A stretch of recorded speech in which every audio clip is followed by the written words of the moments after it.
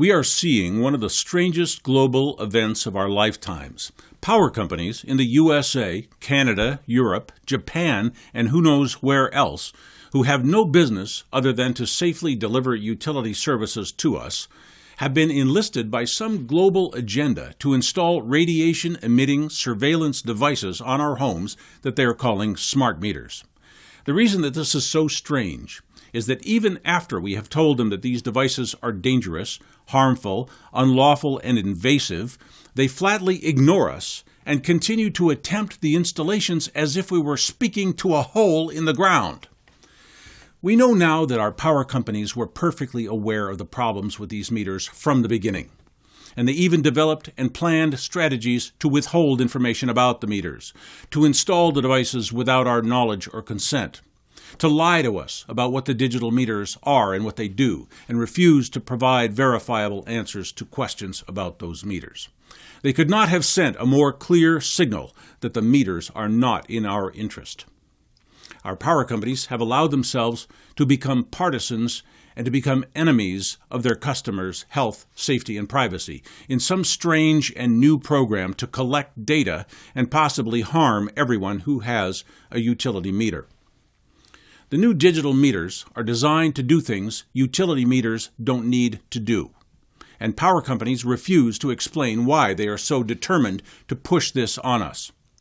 Most of us have become very dependent on our utilities, and our dependency is now being exploited by a global matrix called the smart grid, designed for massive collection and centralization of personal data. Because this smart grid program operates largely in secret, there are many theories emerging and being explored. This is not limited to just your power company or even your country. It's clearly coordinated internationally. United Nations Agenda 21 has become suspected as a key driver because that agenda calls for global controls of population behaviors and collection of data at the local level, just as the digital meters are designed to do. Those United Nations programs have been directly funded by proponents of global governance and depopulation such as Ted Turner, Bill Gates, George Soros, and other members of secret societies advocating depopulation such as the Club of Rome.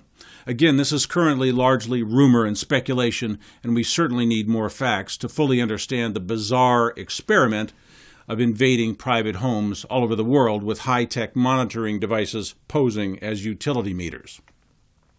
Depopulation agenda or not, digital utility meters offer no benefit whatsoever to customers and pose a number of very serious hazards. It's hard to imagine the forces and pressures that could have enlisted your power companies in the smart meter program because broad-scale deployment of those meters exposes the power companies to huge negative legal and political consequences. Because of the secret character of the smart meter rollout, utility customers have been caught very much off guard and have made some mistakes on how we respond to this assault. We have protested and demonstrated.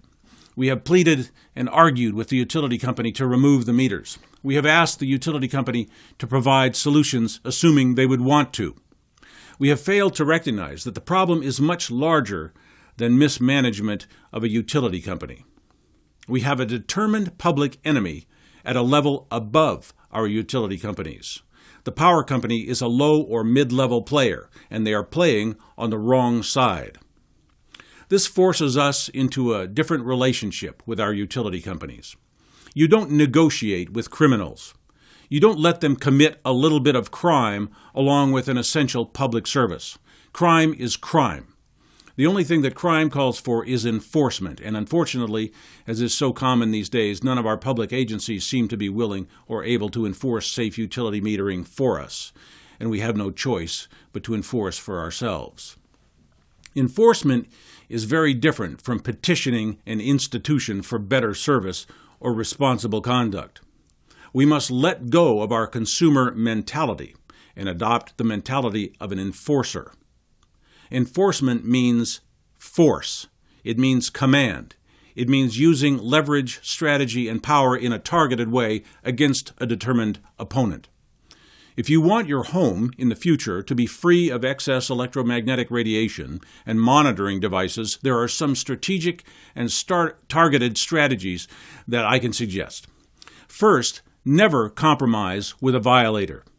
Never negotiate your rights, safety, and health away. Giving up those things damages you. What that means in the struggle against digital utility metering is never agree to any harmful or unclear proposal that has been devised by your utility company. Do not regard the company as your friend. They may offer to violate you a little less and call it an opt-out. They actually have the gall to demand payments for not violating you. There is no word for that but extortion. It would be unbelievable if it wasn't actually happening.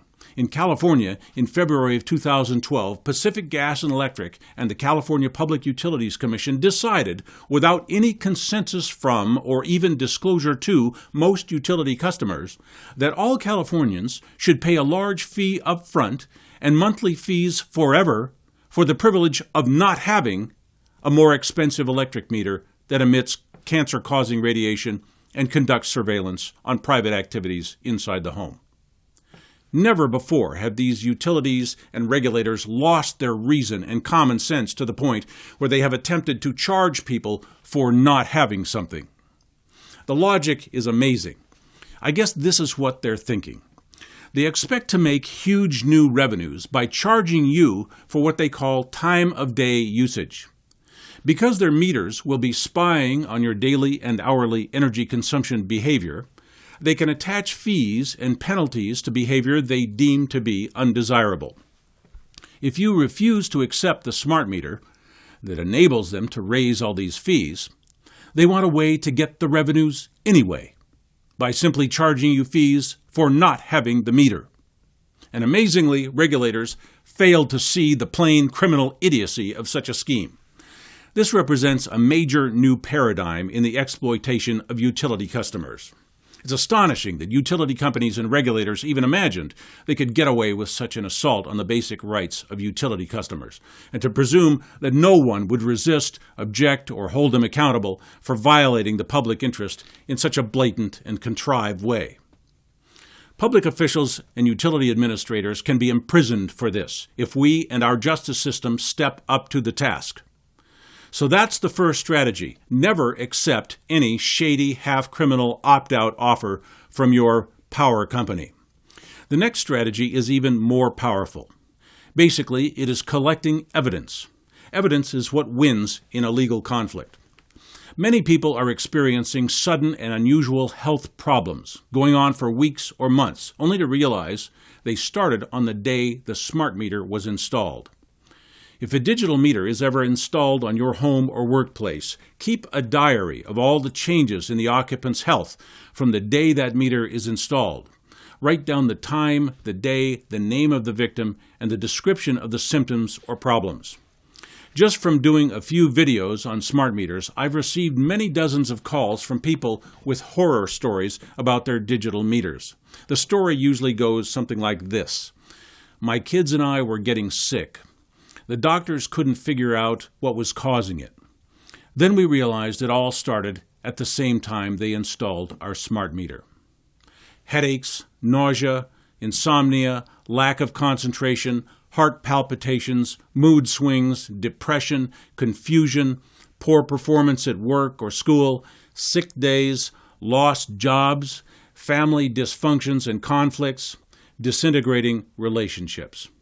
These are all things that should be written down and described with time and date. You'll find that you'll have a powerful legal device there. You can bring that as a sworn statement before your utility company or a court, and they will have no way to dispute or rebut that with first-hand knowledge. You have just created compelling and prevailing evidence in any legal contest. It's more important than you may know.